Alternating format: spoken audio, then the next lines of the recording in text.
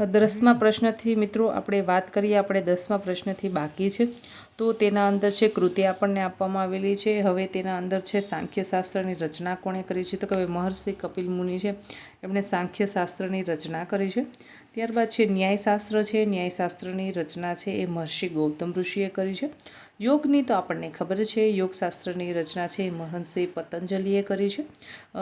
વૈશેષિકની રચના છે એ મહર્ષિ કર્ણાદ દ્વારા કરવામાં આવેલી છે મિત્રો. હવે ત્યારબાદ આપણે વાત કરીએ પ્રશ્ન નંબર 11. તો 11મા પ્રશ્નમાં આવશે મહાભિનિષ્ક્રમણ વિશે વિદ્યાનો ધ્યાને લ્યો. તો ગૌતમ બુદ્ધે સંસારનો જે ત્યાગ કર્યો છે તે બનાવને ઇતિહાસમાં મહાભિનિષ્ક્રમણ તરીકે ઓળખવામાં આવે છે. સાચી વાત છે મિત્રો. મહાદેવ દેસાઈ દાંડીકૂચને મહાભિનિષ્ક્રમણ સાથે સરખાવે છે, તો સાચી વાત છે. આના અંદર જવાબ સી આવશે. બંને વિધાનો સાચા છે. ત્યારબાદ છે દારા શિરોહ વિશે નીચેના વિધાનો ધ્યાને લો.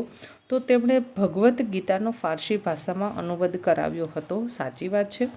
તેમણે ઉપનિષદોનો શેર એ અકબર નામે અનુવાદ કરાવ્યો હતો, તો આ પણ વાત સાચી છે.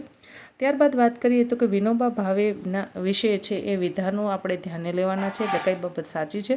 તો તેઓ ભૂદાન યજ્ઞના પ્રણેતા છે. આપણે વિનોબા ભાવેને ભૂદાન યજ્ઞના પ્રણેતા તરીકે ઓળખીએ છીએ. સાચી વાત છે. વ્યક્તિગત સત્યાગ્રહમાં ગાંધીજી તેમને પ્રથમ સત્યાગ્રહી તરીકે પસંદ કર્યા હતા, એ પણ વાત સાચી છે મિત્રો. ત્યારબાદ પાછો પ્રશ્ન આવી ગયો છે કે ભાઈ આ એક આપણે વાદ્યો આપણા સામે મૂકેલા છે અને તેના સામે છે એના વાદ્યોના જે પ્રસિદ્ધ વાદ્યકાર છે એ આપણે એના જોડકા જોડવાના છે. તો બાંસુરી છે એ બાંસુરીમાં હરિપ્રસાદ ચોરસિયા છે. ત્યારબાદ છે સિતાર. સિતાર માટે પ્રસિદ્ધ છે ઉસ્તાદ વિલાયત ખા. શરણાઈ માટે પ્રસિદ્ધ છે બિસ્મિલ્લા ખા. અને સરોદ માટે પ્રસિદ્ધ છે ઉસ્તાદ અઝમદ અલી ખા. 14મા પ્રશ્નમાં આવશે જવાબ ડી. 15મા પ્રશ્નની વાત કરવામાં આવે તો નીચેનામાંથી કયું સામાન્ય ઘરગથ્થુ ઉપકરણ એડિબેટિક સ્થિતિ જાળવવાનું ઉદાહરણ છે, તો કે પાણીને ગરમ કે ઠંડા રાખતા થર્મોસ છે, thermos flask.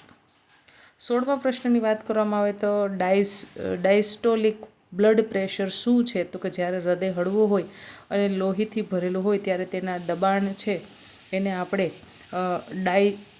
Diastolic blood pressure કહીએ છીએ. 16મા પ્રશ્નમાં આવશે બી. 17મા પ્રશ્નની વાત કરવામાં આવે તો ઇલેક્ટ્રિક વાહનો માટેના રાષ્ટ્રીય મિશન વિશે વિધાનો ચકાસો. તો અશ્મિભૂત ઇંધણનો વપરાશ ઘટાડવા અને ઉત્સર્જન ઘટાડવા માટે ઇલેક્ટ્રિક વાહનો માટેનું રાષ્ટ્રીય મિશન ભારત સરકાર માટે મહત્ત્વનું છે. સાચી વાત છે મિત્રો. ત્યારબાદ 18મા પ્રશ્નની વાત કરવામાં આવે તો નીચેનામાંથી કયું મોટે ભાગે બિન ડીપ ટેક સ્ટાર્ટઅપનું ઉદાહરણ છે, તો તેમાં જવાબ આવશે બી. નવીન સબસ્ક્રિપ્સ આધારિત ભોજન વિતરણ સેવા ઓફર કરતું સ્ટાર્ટઅપ છે એ બિન ડીપ ટેક સ્ટાર્ટઅપનું ઉદાહરણ છે. 19મા પ્રશ્નની વાત કરવામાં આવે તો કે ભારતીય હવામાન વિભાગ વિશે કઈ બાબતો સાચી છે, તો તેમાં સી જવાબ આવશે. એ અને બી બંને સાચા છે. આ વર્ષે ભારતીય હવામાન વિભાગે દેશની સેવામાં 150 વર્ષ પૂર્ણ કર્યા છે. ભારતમાં એન્ટિકલમાં 2 હવામાનશાસ્ત્રીય અવલોકન શાળાઓ છે, મૈત્રી અને ભારત. એટલે ભારતમાં જે એન્ટાર્કટિકા ખંડ આવેલો છે તેમાં ભારતની છે એ મૈત્રી અને ભારતી 2 છે એ અવલોકન શાળાઓ એટલે કે સંશોધન કેન્દ્રો આવેલા છે, તો એ સાચી બાબત છે મિત્રો. 20મા પ્રશ્નની વાત કરવામાં આવે તો એપીજે અબ્દુલ કલામ છે એમના વિશે કઈ બાબતો સાચી છે, તો તેમાં પહેલું જે છે એ સાચું છે કે તેઓ અગ્નિ અને પૃથ્વી મિસાઇલ સહિત ભારતના સ્વદેશી ઉપગ્રહ પ્રક્ષેપણ અને મિસાઇલ ટેકનોલોજીના ચાલક બળ હતા. સાચી વાત છે. હવે 21મા પ્રશ્નની વાત કરવામાં આવે તો કે ઈસરોના ગગનયાન મિશનનો મુખ્ય ઉદ્દેશ્ય શું છે, તો તેમાં જવાબ આવશે બી. ઈસરોના જે ગગનયાન મિશન છે તેનો ઉદ્દેશ્ય માનવોને અવકાશમાં મોકલવા, તેમને સુરક્ષિત રીતે પાછા લાવવાની ભારતની ક્ષમતા દર્શાવવી છે એ મિશન ગગનયાનનો ઉદ્દેશ્ય છે. ત્યારબાદ છે બાયોગેસ વિધે છે આપણે વિધાનો ધ્યાને લેવાના છે. તો તેમાં ભારતમાં 50 કરોડથી વધુ પશુધન વસ્તીને ધ્યાનમાં રાખીને બાયોગેસ પ્લાન્ટ સ્થાપવાની પૂરતી સંભાવનાઓ છે અને બાયોગેસને તેના કાચા સ્વરૂપમાં રસોઈ ઈંધણ તરીકે ઉપયોગ કરી શકીએ છીએ. ગ્રામીણ વિસ્તારોમાં મિત્રો આપણે બાયોગેસ છે તેને ઈંધણ તરીકે ઉપયોગ કરીએ છીએ. મોદી સાહેબે ઉજ્જવલા યોજના લાવી અને ગ્રામીણ વિસ્તારમાં ઘરે ઘરે છે એ ગેસ કનેક્શન પહોંચાડ્યા છે. બાકી ગ્રામીણ વિસ્તારમાં બધી જ બહેનો છે એ આ કુદરતી ઈંધણ છે તેનો ઉપયોગ કરતી જ હતી. ત્યારબાદ છે યુપીઆઈનો શો અર્થ છે મિત્રો, આપણે ઓનલાઈન પેમેન્ટ કરીએ છીએ. યુપીઆઈનું ફૂલ ફોર્મ પૂછ્યું છે આપણને, તો 23માં જવાબમાં આવશે બી, યુનિફાઈડ પેમેન્ટ ઇન્ટરફેસ. હજી એક વખત બોલી જાઉં છું, યુનિફાઈડ પેમેન્ટ ઇન્ટરફેસ યુપીઆઈનું ફૂલ ફોર્મ છે. 24માં પ્રશ્નની વાત કરવામાં આવે તો unified mobile application for new age governance UMANG વિશે નીચેના વિધાનો ધ્યાને લો. તો તેમાં આવશે 24માં આવશે એ એપ્લિકેશન કેન્દ્ર, રાજ્યો અને સ્થાનિક સંસ્થાઓ 200થી વધુ ઈ ગવર્નન્સ સેવાઓ એક્સેસ પ્રદાન કરે છે. ત્યારબાદ છે નીચેનામાંથી કયું રેફ્રિજરન્ટ તેની ઓછી ગ્લોબલ વોર્મિંગ સંભાવનાને કારણે પર્યાવરણને અનુકૂળ માનવામાં આવે છે? તો તેમાં આવશે કાર્બન ડાયોક્સાઇડ, CO2. પ્રેશર કુકરમાં ચોખા રાંધતી વખતે પાણીમાં મીઠું ઉમેરવા સંદર્ભે નીચેના વિધાનો ધ્યાને લો. તો 26માં પ્રશ્નમાં આવશે સી, પહેલો અને ત્રીજો, એટલે પાણીના ઉત્કલન બિંદુને વધારી ચોખા ઝડપથી રાંધવામાં મદદ કરે છે અને રાંધતી વખતે ચોખામાં સ્વાદ ઉમેરવામાં આવે છે. પ્રેશર કુકરમાં જો આપણે રાંધીએ અને મીઠું તેમાં એડ કરીએ તો આ વસ્તુ છે એ એમાં થઈ શકે છે. 27મા પ્રશ્નની વાત કરવામાં આવે તો કે સાયક્રોમેટ્રિક ચાર્ટમાંથી કઈ માહિતી મેળવી શકાય છે? તો કે શુષ્ક બલ્બ તાપમાન, ભીલા બલ્બનું તાપમાન અને સાપેક્ષ આર્દ્રતા છે એ સાયક્રોમેટ્રિક ચાર્ટની મદદથી મેળવી શકાય છે. 28મા પ્રશ્નમાં આવશે નીચેના વિધાનો ધ્યાને લો. તેમાં છે રાષ્ટ્રની સ્થિતિ, નેવિગેશન અને સમયની જરૂરિયાતોને પહોંચી વળવા માટે ઇસરોએ ભારતીય નક્ષત્ર સાથે નેવિગેશન નામની પ્રાદેશિક નેવિગેશન સેટેલાઇટ સિસ્ટમની સ્થાપના કરી છે. સાચી વાત છે મિત્રો. NVL-C7 ઉપગ્રહ અને 24 કલાક 7 દિવસ સંચાલિત ગ્રાઉન્ડ સ્ટેશનોના નેટવર્ક સાથે ડિઝાઇન કરવામાં આવી છે. સાચી વાત છે મિત્રો, આ બંને વિધાનો સાચા છે. 29મા પ્રશ્નની વાત કરવામાં આવે તો ગ્રીન હાઇડ્રોજન શું છે? તો તેમાં આવશે બી. ગ્રીન હાઇડ્રોજન છે એ નવીનીકરણીય ઉર્જા સ્ત્રોતોનો ઉપયોગ કરીને પાણીના વિદ્યુત વિચ્છેદન દ્વારા ઉત્પન્ન થયેલ હાઇડ્રોજન છે. ત્યારબાદ 30મા પ્રશ્નની વાત કરવામાં આવે તો નીચેના પૈકી કયા શહેરમાં અટલ બિહારી વાજપેયીની 100મી જન્મજયંતિ નિમિત્તે સુશાસન પદયાત્રાનું આયોજન કરવામાં આવ્યું હતું? તો વડનગર, જે આપણા ગુજરાતમાં આવેલું છે મિત્રો, ત્યાં અટલ બિહારી વાજપેયીની 100મી જન્મજયંતિ નિમિત્તે સુશાસન પદયાત્રાનું આયોજન કરવામાં આવ્યું હતું. 31મા પ્રશ્નની વાત કરવામાં આવે તો ભારતીય વડાપ્રધાનની તાજેતરની મુલાકાત દરમિયાન કયા દેશે ભારત સાથે સંરક્ષણ અને ચાવીરૂપ ક્ષેત્રોમાં દ્વિપક્ષીય કરારો પર હસ્તાક્ષર કરી તેમના સંબંધોને વ્યૂહાત્મક ભાગીદારીમાં ઉન્નત કર્યા? તો તેમાં આવશે કુવૈત. 31માં આવશે સી. 32મા પ્રશ્નની વાત કરવામાં આવે તો પર્યાવરણને અનુકૂળ તેમજ ઓછા ખર્ચાળ એવા ભારતના પ્રથમ બાયો બિટ્યુમિન હાઈવેનું છે એ બાયપાસ પર ઉદ્ઘાટન કરવામાં આવ્યું છે. નાગપુર માનસર ખાતે પર્યાવરણને અનુકૂળ ઓછા ખર્ચાળ એવા ભારતના બાયો બિટ્યુમિન હાઈવેનું છે એ ઉદ્ઘાટન કરવામાં આવ્યું છે. 33મા પ્રશ્નની વાત કરવામાં આવે તો ભારતની સર્વોચ્ચ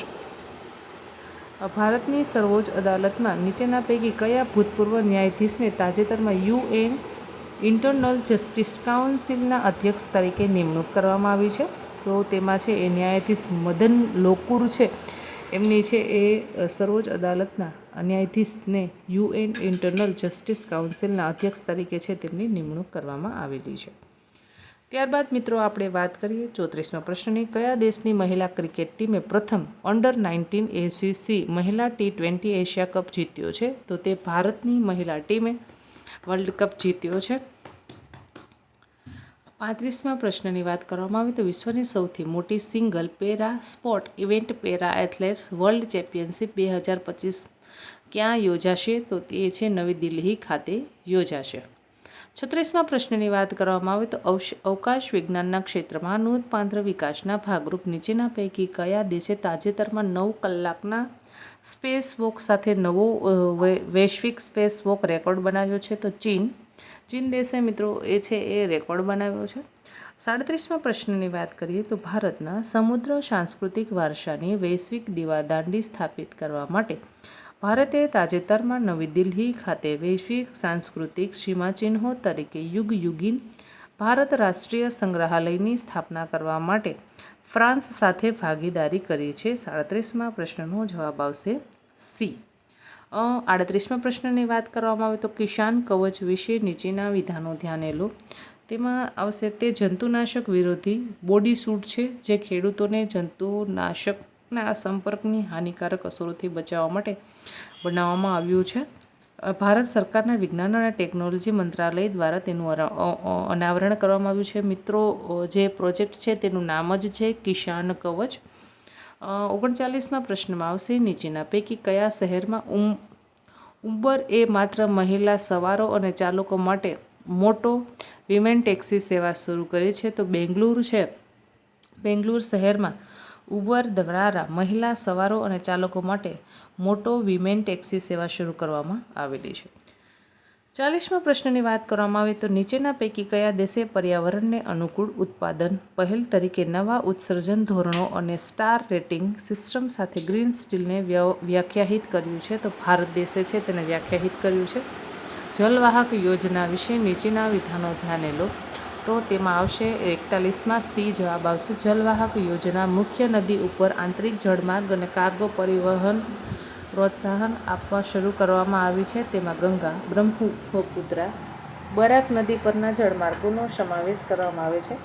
42મા પ્રશ્નની વાત કરીએ મિત્રો આપણે તો કે રાજમાર્ગો સાથી વિશે નીચેના વિધાનો ધ્યાને લો.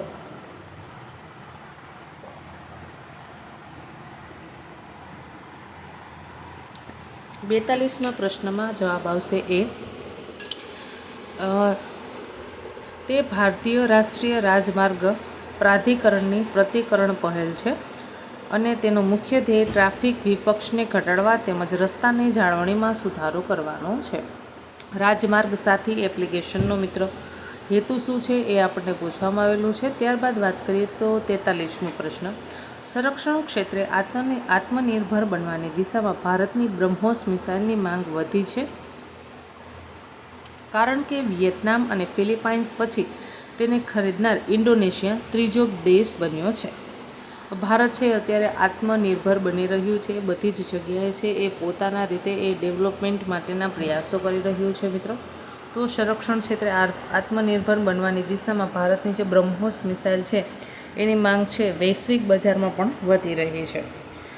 44મા પ્રશ્નની વાત કરીએ તો કસ્તુરબા ગાંધી બાલિકા વિદ્યાલયો અને આદિજાતિ આશ્રમ શાળાઓની કિશોરવયની કન્યાઓને ગુણવત્તાયુક્ત સાયન્સ, ટેકનોલોજી, એન્જિનિયરિંગ અને મેથ્સ શિક્ષણ આપવાના ઉદ્દેશ્ય સાથે ભારતના યુનિસેફ અને BMW તેમની ભાગીદારીની જાહેરાત કરી છે મિત્રો. 44મા પ્રશ્નમાં આવશે જવાબ બી. ત્યારબાદ 45મા પ્રશ્નની વાત કરીએ. કુલ વસ્તીમાં અનુસૂચિત જાતિની વસ્તીની ટકાવારી સૌથી વધુ કયા રાજ્યમાં છે? તો તે છે પંજાબ રાજ્યમાં અનુસૂચિત જાતિની ટકાવારી સૌથી વધારે જોવા મળે છે મિત્રો.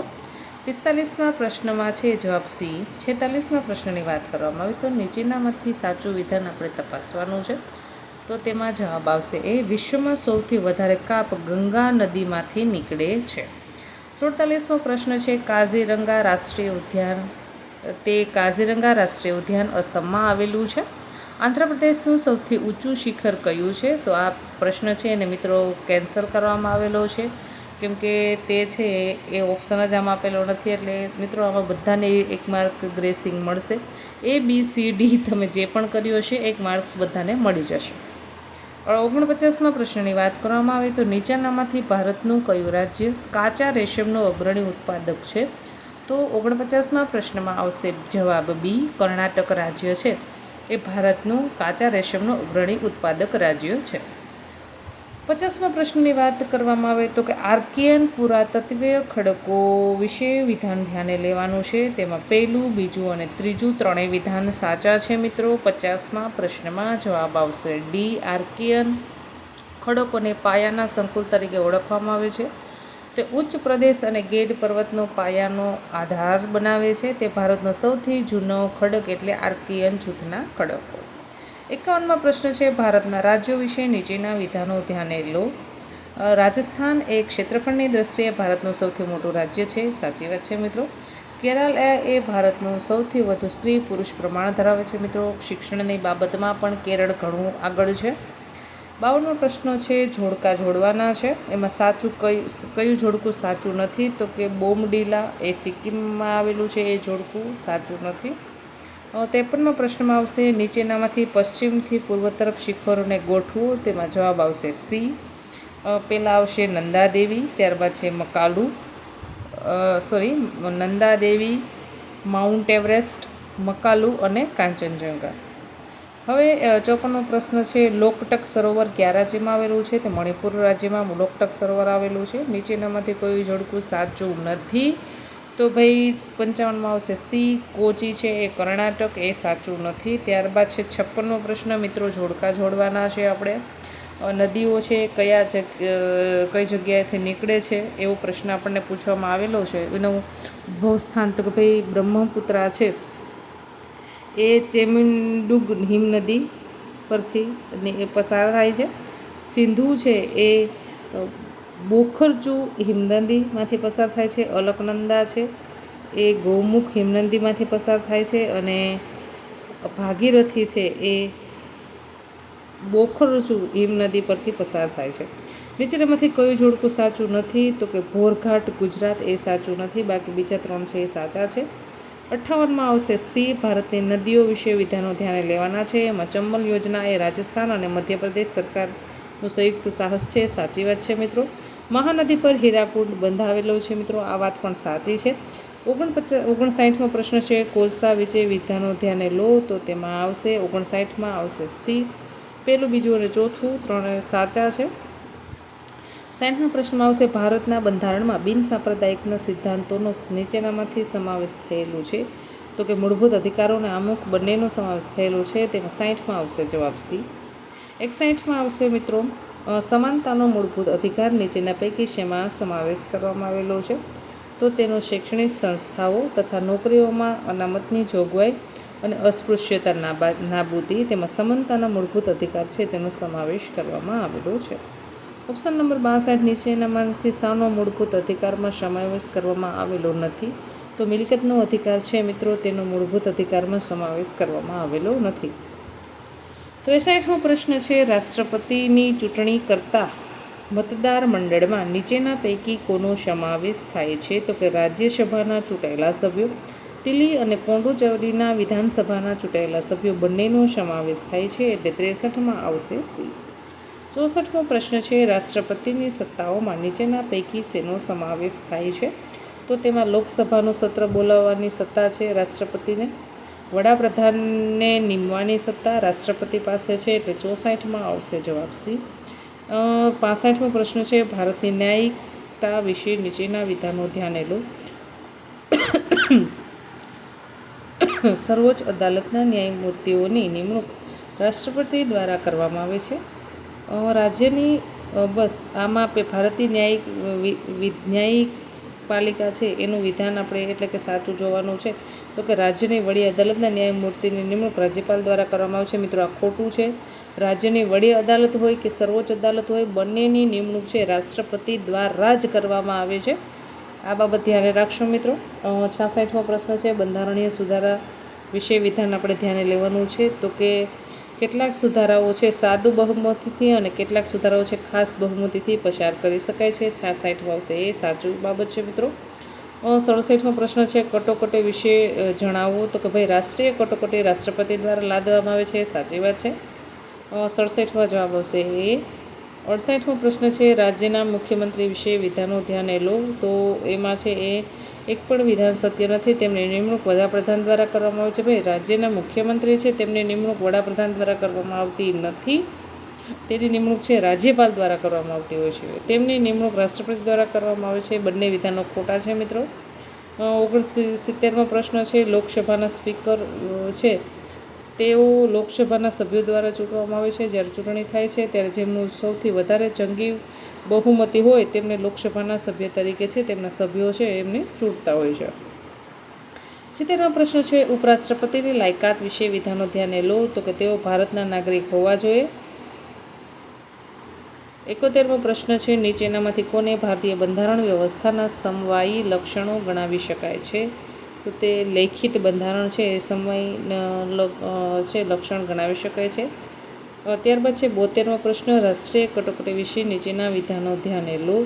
તો 1975 પછી ક્યારેય રાષ્ટ્ર કટોકટી લાદવામાં આવેલી નથી. તો ભાઈ સાચી વસ્તુ છે, 1975 પછી ક્યારેય રાષ્ટ્રીય કટોકટી લાગવામાં આવેલી નથી. પ્રાદેશિક કટોકટી લાગતી હોય છે, જે તે રાજ્યમાં કોઈ પ્રશ્ન ઉદ્ભવતો હોય તો તે રાજ્ય પૂરતી લગાવી શકાય છે. હવે મિત્રો રીઝનિંગના પ્રશ્નો આવ્યા છે, તેમાં આપણે છે એ સીધા જવાબ જ બોલીશું. 73મો પ્રશ્ન છે, તેમાં આવશે ડી.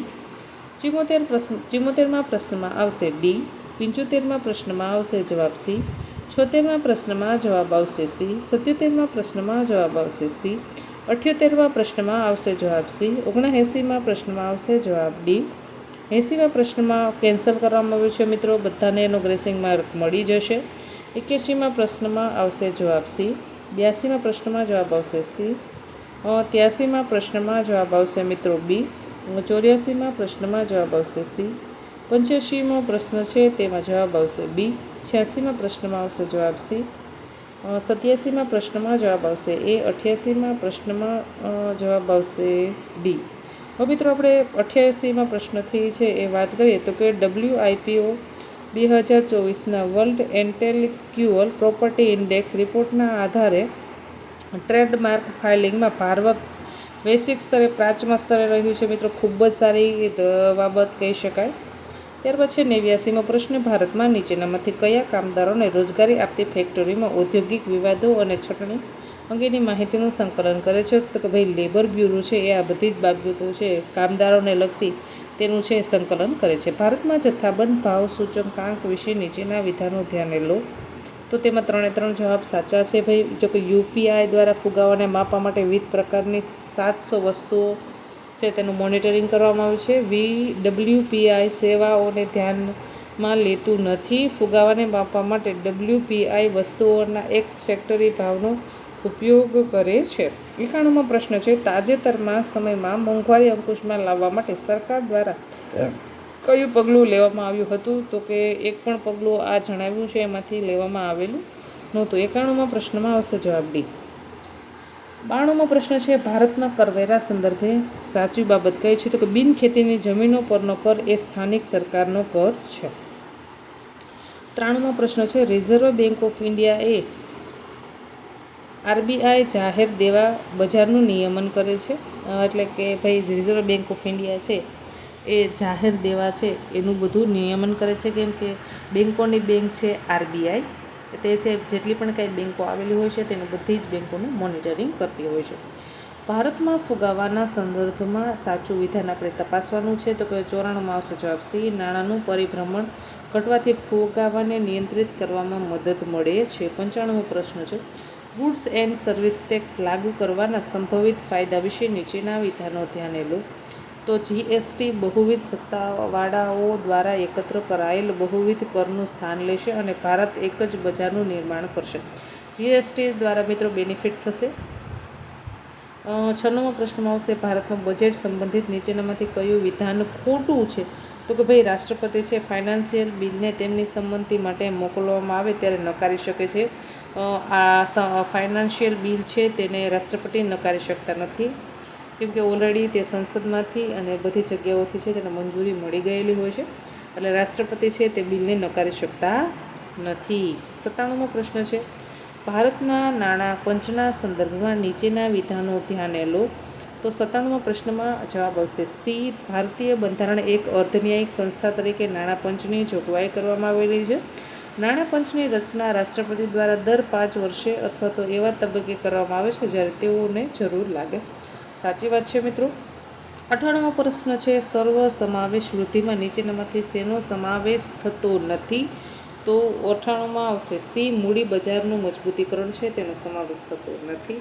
99મો પ્રશ્ન છે, RBIની પ્રવૃત્તિઓમાં એક સ્ટેરિલાઇઝેશનનો એક ભાગ માનવામાં આવે છે. તો કે ભાઈ ખુલ્લા બજારની નીતિ હાથ ધરવી એ RBIની પ્રવૃત્તિમાંની એક સિસ્ટમ છે. તો સાચી વાત છે. ભારતમાં શહેરી સહકારી બેન્કો વિશે નીચેના વિધાનો ધ્યાને લો.